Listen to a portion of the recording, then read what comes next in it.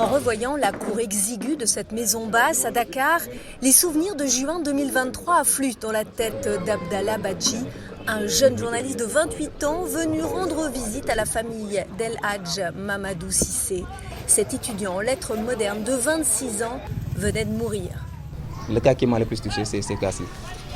Ces genres de cas montrent toute l'importance du journalisme.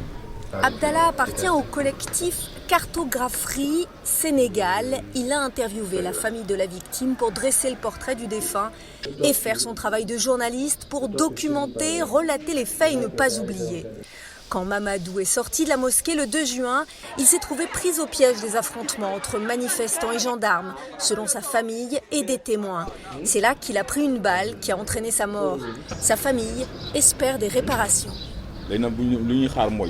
Nous attendons de l'État que justice soit faite et qu'au moins sa famille soit dédommagée parce que Mamadou était le fils aîné de sa mère et aujourd'hui elle n'a aucun soutien. Mamadou avait 25 ans quand il a été tué et depuis lors il n'y a aucune suite. Justice n'est pas faite.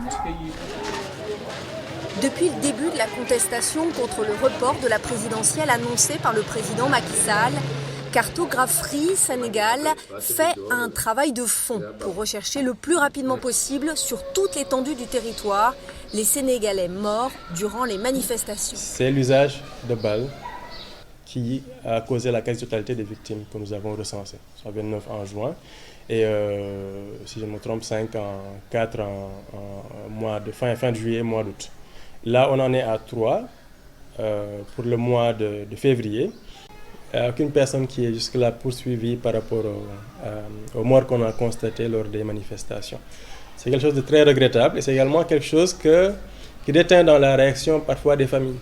Elles pensent que justice ne sera jamais faite pour leurs enfants. Et ça, je pense que c'est quelque chose à rectifier nécessairement, aussi bien pour le temps présent que pour l'avenir. Il faut faire en sorte que la justice puisse être rendue à ces victimes-là. Ce travail de recensement des données a permis de dresser un profil des victimes de la répression des manifestations. Il s'agit généralement de 13 jeunes hommes de couches sociales défavorisées, morts à la suite de blessures causées par balles, principalement à Dakar et sa banlieue, ou à Ziguinchor en Casamance, dans le fief d'Ousmane Sonko. Malgré les promesses du gouvernement, aucune enquête n'a encore abouti.